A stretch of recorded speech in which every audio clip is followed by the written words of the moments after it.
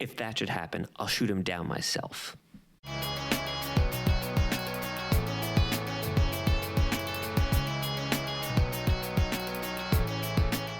Hey everyone, thanks so much for joining me for Chronicles in Collecting, where we're going to take a look at the Metal Robot Spirits Justice Gundam from the anime Mobile Suit Gundam Seed. Gundam Seed was a 50-episode anime that ran from October 2002 through September 2003 and was later compiled into 3 movies. An HD remaster came out in 2011. This figure came out in January 2022 and was a P Bandai exclusive, retailing for $145. Let's get to it. So I'd have to say that the Justice Gundam is probably the least enthusiastic I've been about a Metal Robot Spirits, but I pretty much have all the other ones, so I felt like for the sake of completion, I might as well do it. It also doesn't seem all that different than the Infinite Justice Metal Robot Spirits that came out a few years ago. Check out my Friday video where I'm going to go into a little bit more detail comparing these two, but we'll see what we can do here. I'm sure it'll be nice. I mean, at the end of the day, I love Gundam Seed. Love Metal Robot Spirits, so how bad can it really be?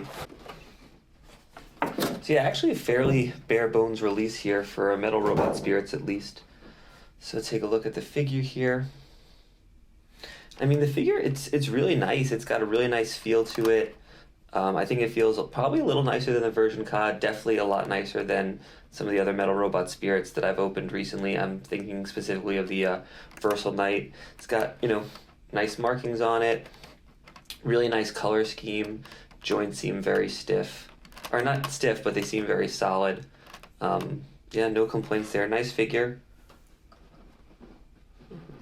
Oh, here we go. Looks like I was missing a hand here. So I think, you know, obviously the main gimmick of this is this like little flight plane thing that he fights with, you know, in unison. You know, it's cool. I think it's unique, right? There's not a lot of other Gundams that sort of use that. So at least for that reason, I think it's kind of cool. You kind of got all the hands that you could ever need. I'm not going to bother going through each of them. You got a gun here. You know, this one's pretty nice. It's, again, got some cool markings on it. You know, not just something they just threw in there. This shield is really nice. Love the gold on there. I think that's really cool. You have sort of the Justice Gundam's, you know, trademark double beam saber, Darth Maul style. You got 2 single beam sabers. You got these effects. I'm not 100% sure what these are for, but they look sweet. Hopefully find some reason to use those. And then just a few other little bits and bobs. Yeah, I'll be back in a few minutes here. Just going to pose this one real quickly. Doesn't seem like there's all that much to this one. So, and I'll be back with some final thoughts. Oh, and actually just real quickly, you got a custom stand, you know, with the name, of course. It's Gundam Seed, so you have lots of acronyms. Generation, what does this say? Unsubdued Nuclear Drive Assault Module. Sure, that's what Gundam stands for. Knock yourself out. I'll be back in a few minutes.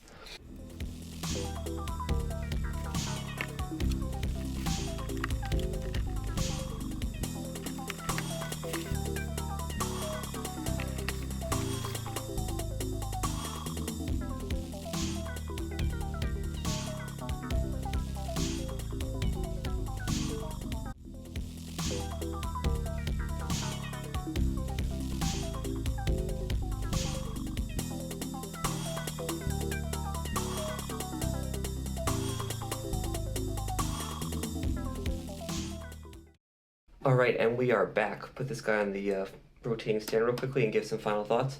So I know I said at the beginning that I wasn't like super enthusiastic about this figure, but it actually wound up being a pretty nice figure. The coloring's really nice, the marking's really nice, the details are really nice, and although it does look pretty bare bones from the beginning, there's actually a bunch of cool poses you could do with this thing. I don't know what it's called. I'm sure it has a ridiculous acronym. You could basically have it stand on top of it, which is definitely something I think, you know, a little unique, at least for Gundam Seed. You could just have it on the back as like a little backpack, which is, I think, probably the least interesting of things you could do with it. And then this sort of thing where it's sort of like docked onto it. It almost looks a little bit like the Garwalk mode from Macross. But I think it looks pretty cool. I'm pretty happy with it. The posability was really nice. I thought the joints were nice. It moved pretty nicely. Like I said, I don't know how different it really is than the Infinite Justice. Tune into Friday when I'm gonna open up the Infinite Justice and I'll do a little bit of a comparison. But yeah, I think all in all, it's a pretty good figure. It's a little expensive for what you get, but if you like the Justice, I think there's worse ways that you can spend your money. And in case you haven't noticed it, I don't know how you can because it's right here, but here's the Birdie plushie that just came out from Premium Bandai around the same time as this. Anyway, thanks so much for watching. I do figure reviews on every Wednesday, and then I've been doing kind of like older robot spirits and some other older stuff on Fridays. And please join me for next Wednesday's video. We're going to take a look at the Soul of Chogokin GX100 Guy King. This box is so big, I don't know how I'm going to hold it. I don't know where I'm going to put it, but tune in Wednesday to figure out how I'm going to deal with this thing. Thanks so much, and keep collecting.